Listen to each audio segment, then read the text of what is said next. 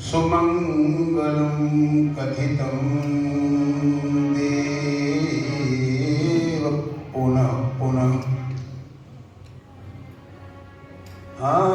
नारायणं पद्मभवं वसिष्ठं शक्तिं च तत्पुत्रपराशरं च व्यासं शुकं गौडपदं महान्तं गोविंद योगीन्द्रमथासि शिष्यं श्रीशंकराचार्यमथासि पद्मपादं च हस्तामलकं च शिष्यं तं त्रोटकं वार्तिककारमन्यास्मत् गुरुसन्ततमानतोऽस्मि। ओम शांति शांति शांति। भगवान का थोड़ा नाम लीजिए। श्री राम जय राम जय जय राम।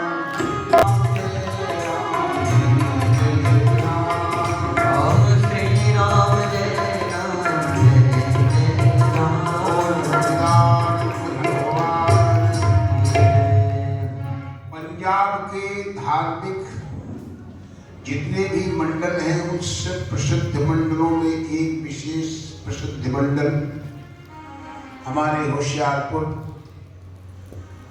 में रामचरितमानस मंडल, जिसकी गाथा पूरे पंजाब में सहर्ष पूर्वक गाई जाती है।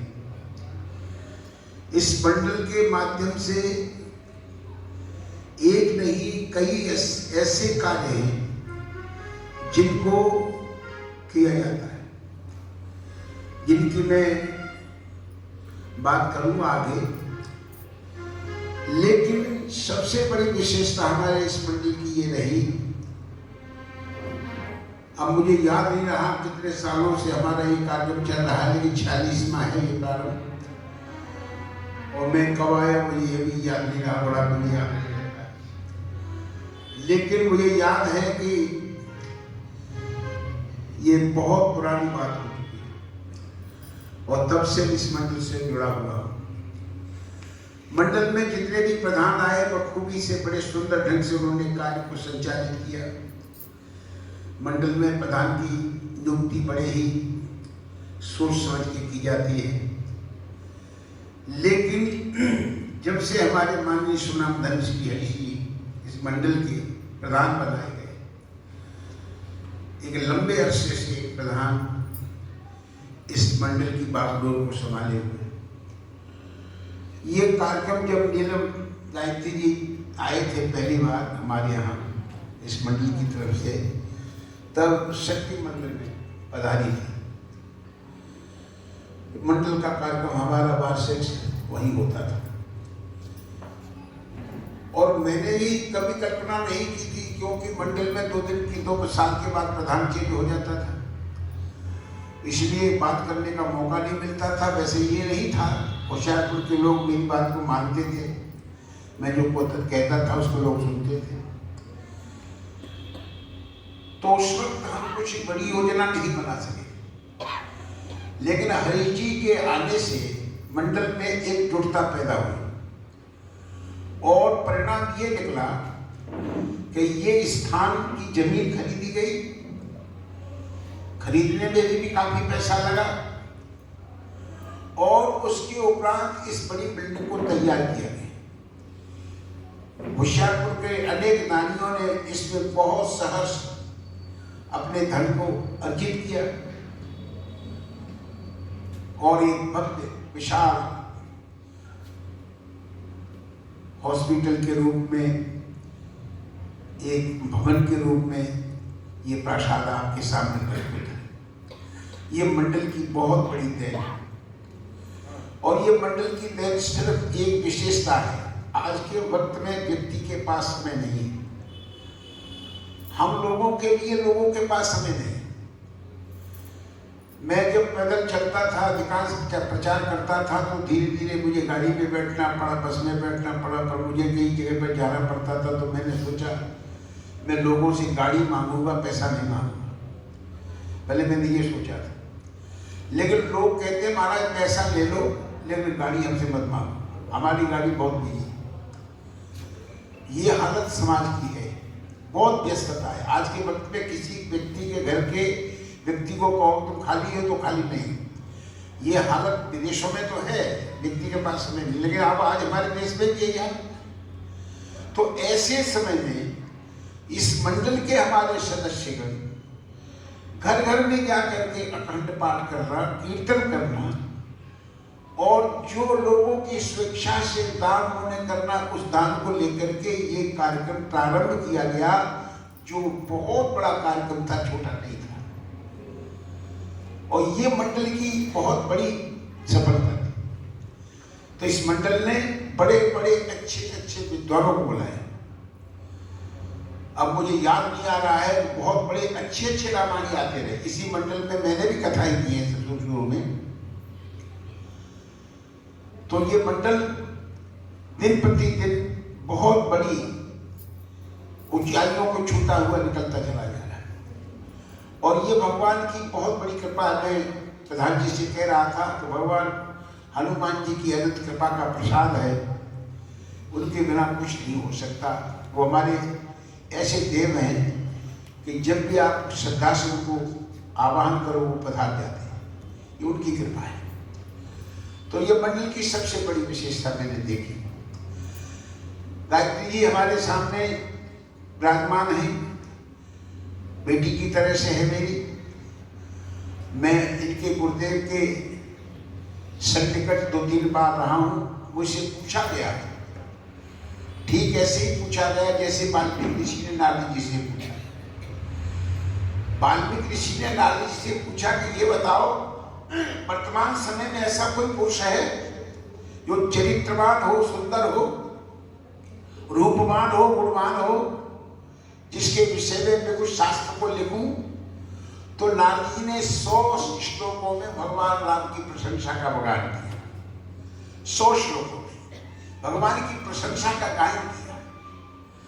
तो ठीक इसी प्रकार उत्तर प्रदेश में एक बहुत बड़े धनी व्यक्ति थे। उन्होंने मुझसे पूछा कि भारतवर्ष में सर्वश्रेष्ठ विद्वान कौन संत है, आप मुझे बताइए। तो मैंने रामभद्राचार्य जी का नाम लिया कि आज वर्तमान में अगर कोई विद्वान संत है तो रामभद्राचार्य जी महाराज हैं, वैष्णव कुलभूषण हैं। आप उनको अपने कार्यक्रम में बुलाइए। तो मेरे कहने से उन्होंने वहां उनको बुलाया और उनकी दिग्विजयी और बड़ी दिव्य वाणी, अद्भुत प्रवचन शैली से उन्होंने वहां उस समाज को कृतार्थ किया। उसी परंपरा में पोषित नीलम गायत्री जी। मैं अभी जब पठानकोट से आ रहा था तो मैं अर्थ कर रहा था कि नीलम शब्द का अर्थ तो भगवान राम से दिया जाना चाहिए। भगवान भी नीलमणि, भगवान की नीलमणि है और हमारे पास एक नीलमणि ये विराजमान है। तो जिसके हृदय में भगवान विराजमान हो वही नीलमणि हो सकता है। ऐसी हमारी नीलम गायत्री जी। मैंने पठानकोट भी इनको आमंत्रित किया, 2 बार आमंत्रित किया। उस वक्त आपके पति देव जी थे, साथ में आते थे, ओजस्वी वाणी। तो मैंने ऋषि से पूछा कि बहुत दिनों के बाद गायत्री जी के आने का यहाँ सौभाग्य प्राप्त हुआ है, तो ये बताइए कि वो आजकल प्रवचन किस ढंग से करती है। तो उन्होंने कहा उन्होंने संगीतज्ञ रखे हुए हैं। तो वैतालिक भाषा में इनको मैंने सुनते हुए कई बार देखा। संगीत का उस वक्त कोई लेना देना नहीं था। तो मैंने कहा तो कभी संगीत में गाया नहीं उन्होंने, कैसे करते होंगे? कि नहीं, बहुत अच्छा और बहुत सुंदर ढंग से वाणी की ओजस्वता का प्रदर्शन हुआ और कल बहुत अच्छा था। मैं किसी कारणवश नहीं आ सका, मन तो मेरा यही था, लेकिन किसी कारणवश नहीं आ सका। तो बंधुओं देवी हो, ये बड़े सौभाग्य की बात है कि कार्यकर्ता भी श्रेष्ठ हो, श्रोता भी श्रेष्ठ हो। तो हमारी होशियारपुर की जनता तो श्रेष्ठ है ही है, जो कितने सालों से कार्यक्रम सुन रही है, एक से एक बड़े विद्वानों को यहाँ पर सुनती है। न जाने कितने साल में कार्यक्रम यहाँ होते हैं और कितने कितने बड़े बड़े विद्वान यहाँ पर पधारते हैं, कोई गणना नहीं। लेकिन नीलम गायत्री जी का अपना ही वर्चस्व है, अपनी वाणी की विलासिता उनकी जितनी प्रिय है, माधुर्य है। वो जैसे हमारे अभी मंच का मंचन कर रहे थे शर्मा जी, ठीक ऐसे ही है। तो ये सौभाग्य की बात है कि हम लोग ऐसे विशेष वक्ता को सुनने के लिए तत्पर हैं और इसी वाणी का हम अनुमोदन करते हैं। अब आपका एक कर्तव्य बनता है कि मंडल में कुछ विशेष कार्यक्रम और भी आगे बढ़े, मंडल और भी आगे बढ़े, उसके लिए थोड़ी आपको मेहनत करनी पड़ेगी। कुछ दान भी देना पड़ेगा, कुछ समय भी देना पड़ेगा। पास में एक जमीन ली है मंडल ने, अभी वहाँ कोई कार्यक्रम तो प्रारंभ शायद वहाँ नहीं हुआ, मैंने नहीं देखा क्या हुआ क्या नहीं हुआ है, लेकिन मंडल की इच्छा है वहाँ कुछ हो, ऐसा कुछ बनाया गया, तो वो भी भूमिका आपको निभानी पड़ेगी। लेकिन प्रमुख विशेषता यही है कि संस्कारों से संस्कारित होकर के व्यक्ति जो है सनातन धर्म की तरफ प्रेरित हो, ये बड़ा आवश्यक है। आज संस्कारों से संस्कारहीन समाज बहुत बुरा है, समाज की स्थिति अत्यंत ही दयनीय है।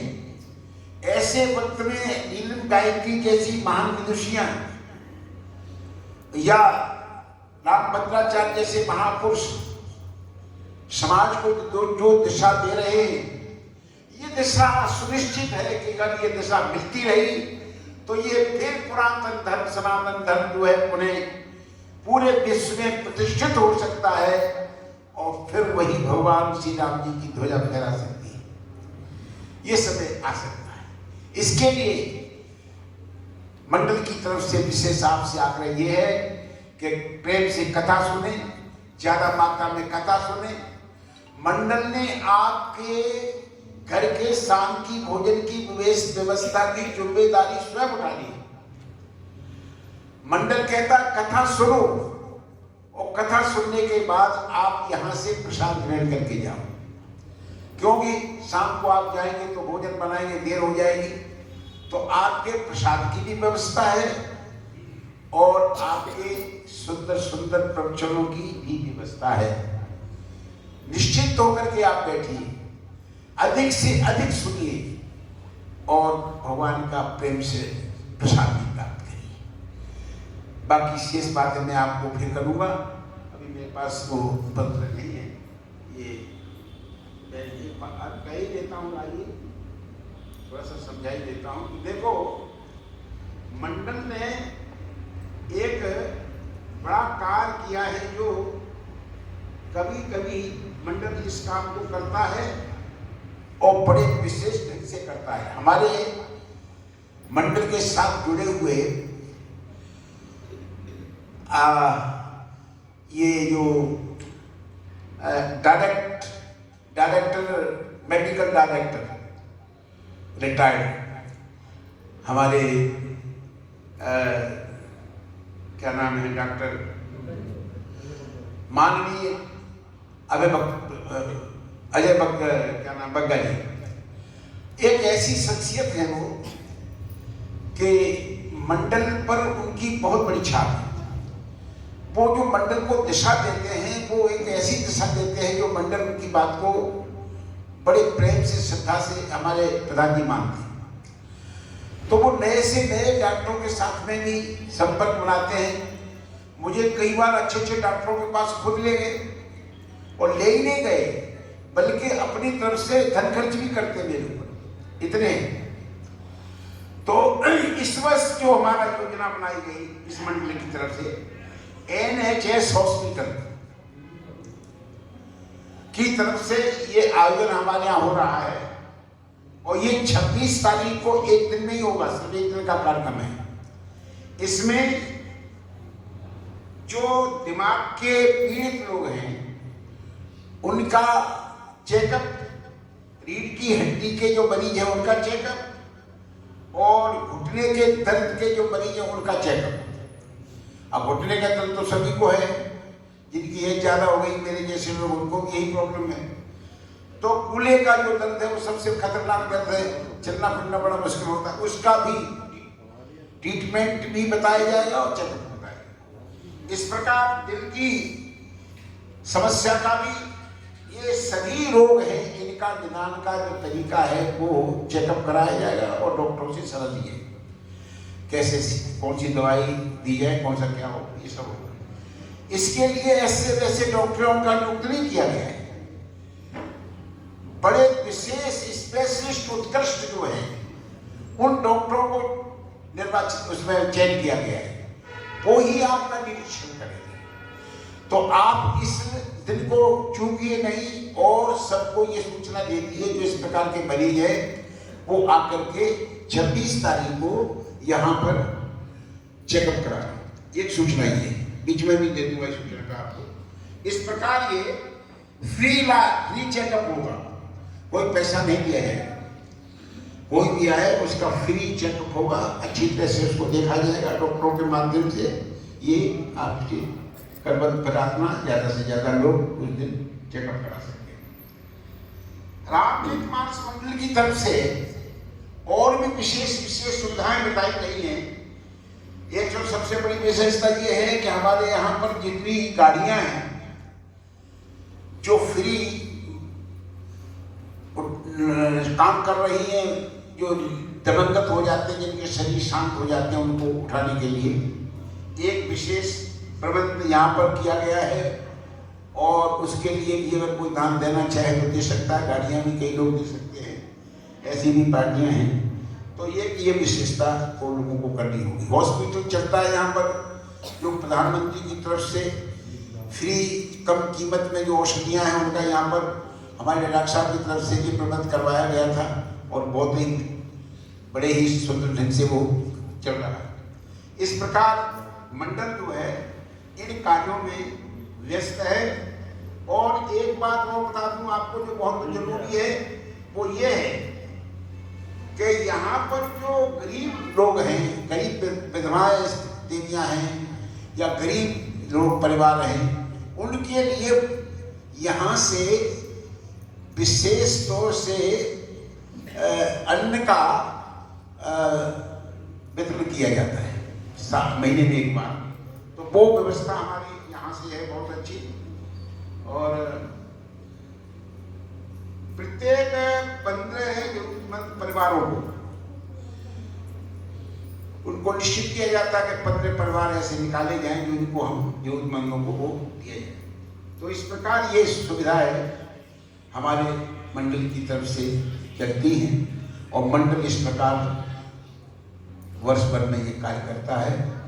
मंडल का संवर्धन करें, मंडल को आगे बढ़ाने का आप जो है उसे साथ जोड़ें, ज़्यादा से ज़्यादा मेंबर बने। आपसे निवेदन है कि ज़्यादा से ज़्यादा मेंबर बने, जिससे बड़े से बड़े कार्यक्रम कराए जा सके।